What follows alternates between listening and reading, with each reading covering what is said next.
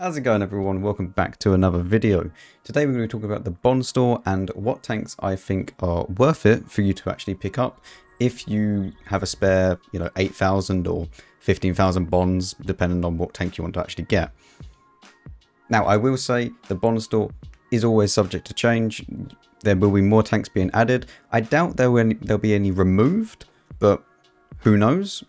They've never really clarified that.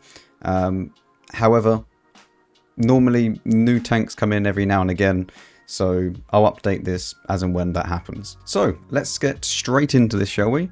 I will be talking about the tier 8s and the tier 10s, because anything below that I don't really feel that they're really worth it for the bonds, because it's like tier 5 and stuff like that. It's not really worth it. You're much better off spending some of your bonds on other stuff like equipment or something like that. Okay, so let's go into the bond store. You can find it up here, go to store, and it's right down the bottom right there. Right, so as I said, bottom three, I'm just going to ignore tier 5, tier 5, tier 5. As much as this is a rare tank, which isn't really anymore because it's in the bond store for 3,000, it's not worth it. So yeah, anything below tier 8 is not worth it. So the first tank is the Mutz. Now straight away I'm going to say I do not recommend this thing. Why? Because it's, at least for me, if I'm going to spend 8,000 bonds on a tank, I want it to be as good as it can be. And considering that there's other tanks in the store that are the exact same price that are better, it's a no-brainer that I don't get this. For me, and probably for a lot of people, I don't care about the nation or the crew or anything like that. All I want to do is make as much money as I possibly can with these types of tanks. So the Mutz is an average tank. It's not a bad tank, it's just not as good as the others. Okay DPM, nothing exceptional about it. 212 Patton, again, nothing exceptional about it. It's just average. 250 alpha leaves a little bit to be desired, but it's about average. Again, you're noticing something about average. Speed, again, everything about this tank is just average. 390 view range, again, average. It's just an average tank. There's nothing special about it, apart from the cool little bear on the side of it. It doesn't bounce anything. I mean, sometimes you will off the hull armor, but most of the time it's just going to go straight through. So yeah, I do not recommend this tank. Next up, the Liberte. This is a solid vehicle, actually. Pretty blind. Not super fast, but good enough for a heavy tank. Average HP. A gun with 232 pen, so you don't have to fire a load of premium rounds. So you will be making some money on this thing. Very, very good armor. The only problem is that it does have a cupola, and these two kind of machine guns ports either side can be shot. So you need to watch out for that. But the hull armor and the lower plate are solid. Super, super good. So for 8,000 bonds, I'd recommend this thing. However, the next tank is slightly better. And that next tank is, of course, the Patriot. The T26E5. This thing gets 2 less pen than the Liberte. Better DPM, roughly the same mobility and top speed. However, this thing's turret is super good. Super, super good. Hull armor wise, it's okay. It can bounce some stuff. Lower plate is definitely weaker than the Liberte. And also you do have this machine gun port here, which they can pen. But overall, I would say the Patriot is better than the Liberte.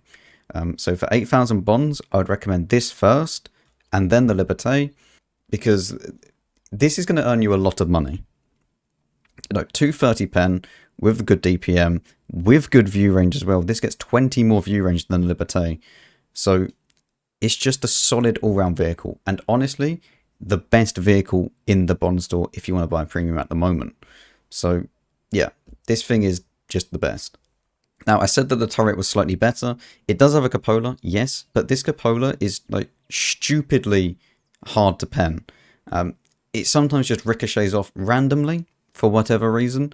But you do have this kind of lip along here that goes slightly up, and that can actually be penned. That is kind of the main weak spot of the tank. However, if you're on a ridgeline and hold down, and you're looking down using all your gun depression, which you get -10, yeah, this thing is just solid. Tier 10s will just go straight through your gun mantlet, but I mean, what can you do? That's just how tier 10 is. And yeah, this is the tank that I'd recommend you get. And if you've already got this, then and you want a secondary tier 8 premium, then sure, the Liberte. Okay, so the Chrysler K GF. Yes, this thing. I'm not going to spend too long on this. I made a full review. If you want to watch it, I will put it up in the cards up the top left, or the top right, wherever it shows up now. Overall, the gun, 198 pen. It's just, why would you waste your bonds, 8,000 bonds, on a 198 pen gun with less DPM, less view range, and less top speed as well? Like, sure, you get better specific power to weight, but the top speed is not as good. So it's just, it's one of those tanks that you just think, why would you get it if you could get a Liberte for the bonds, for the same amount of bonds? So again, if you want to watch a full review on this tank, I'll leave it linked up there. Now for the Ripper pattern. This is... The problem with this tank is that it's planned on getting a buff, so take that for what you will. However, even after it gets buffed, it's not going to be as good as the Patriot. It's just how it is. And the real problem is, for this type of tank, is that the Patriot can almost play exactly the same as this tank. Besides the top speed and the slightly better power to weight ratio, it's basically just a worse Patriot. You do get a decent amount of hit points. So, I mean, you have that going for you. It's the same view range, but the gun is just, yeah, 192 pen. Bad DPM. And again, this will get buffed. I don't know the exact stats, but even after the buffs, I don't think this is going to be that good. Maybe it will be, but the same goes for the other tanks that have been buffed. They get buffed only slightly. And the Patriot is still ahead of them. So it's kind of unfair. If the Patriot and the Liberte weren't in here, or even if the Patriot just wasn't in here at all, the Liberte is one of those tanks where you can kind of be like, okay. I mean, I prefer playing mediums, so therefore I will go and play, you know, something else. I'll go and get something else for my 8,000 bonds. But the Patriot, you can literally go and play it like a medium tank. It's so flexible, and because it has the good top speed, you can just go and be a medium tank. So that is why this thing is never, for me, going to be a worthy choice. The IS-6B, you completely ignore it. You do not buy this for bonds. It is 8,000 bonds. If you want to buy a heavy tank, you buy the Liberte or you buy the Patriot. I'm done with this tank. It is bad. It has no view range. It has an awful gun. Yes, it gets +1, -2 matchmaking. It's still completely awful. Yeah, like, it's just not worth it. This recently got buffed as well. The reload time got lowered down a little bit. However, it is still struggling because it doesn't have any gun depression. As much as it might have -6, it's just not enough. Because your turret is round at the back, it's going to be super hard to play ridgelines or anything like that. Yes, you get 390 alpha. Yes, it's apparently accurate, but it's not super accurate. It's just, it's one of those tanks that it's not even to do with other tanks being better than it. It's just not that good. It's just an average tank. It's like the Mutz. This is exactly the same kind of idea as the Mutz. It's just average. Whereas the Ripper pattern at the moment is kind of below average, and it will get buffed to being average. This thing is just average and kind of one trick pony. Haha, I've got 390 alpha. I'll go and reload for half a year. So it's also fast and has good concealment, but like, there's nothing super good about it apart from the 390 alpha, and even then you're sacrificing DPM to get it.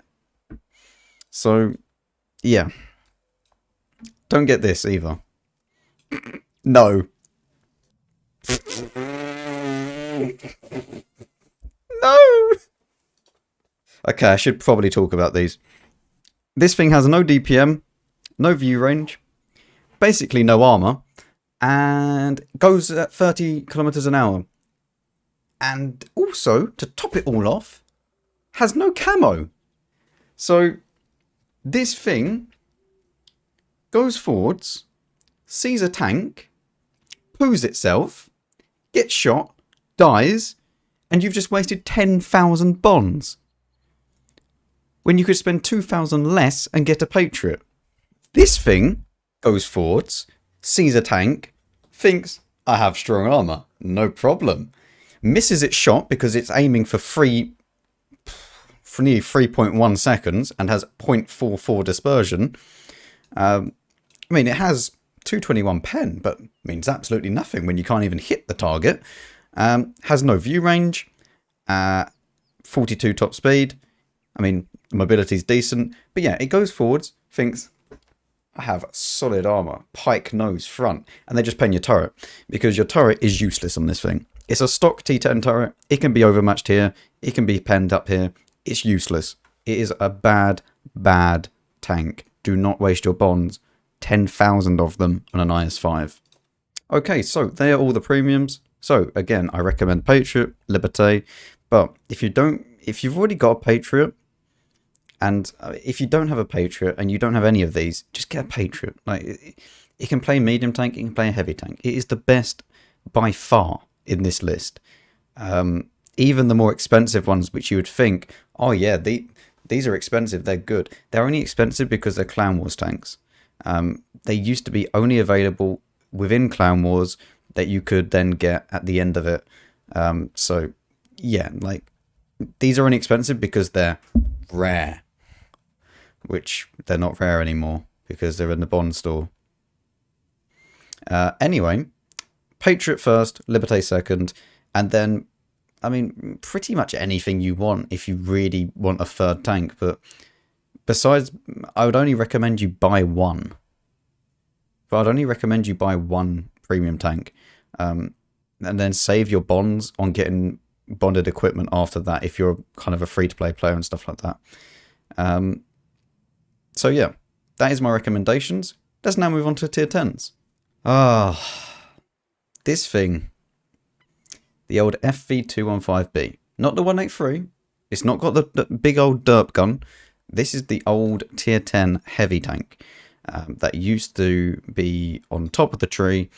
It got replaced by the Super Conk, and then got, removed from the game. This thing, the problem is, its gun is like stupidly good. It's a Super Conk's gun. So it has really nice gun accuracy, really nice DPM. Everything about it is just super nice. It has the really nice APCR that the Super Conk does get. The massive downside to this is that it's got the stock Conqueror's turret, and it doesn't have hull armor. So you have a rear-mounted tank which has 0 armor, and it can't even side scrape because it's got the weak spots here. And then to top it all off, it gets set on fire every shot. Literally, the fuel tanks are behind here, and the engine is behind here. So if it doesn't hit the engine and set it on fire, it'll just hit the fuel tanks and then set it on fire. So you just... I mean, it's not a super bad tank, but it's not worth 12,000 bonds. It's just not. You do get good view range on this thing, and you do get 2,500 hit points, which is actually quite a fair bit. But again, it's not... Those hit points don't make up for this fact that the tank can't realistically bounce anything.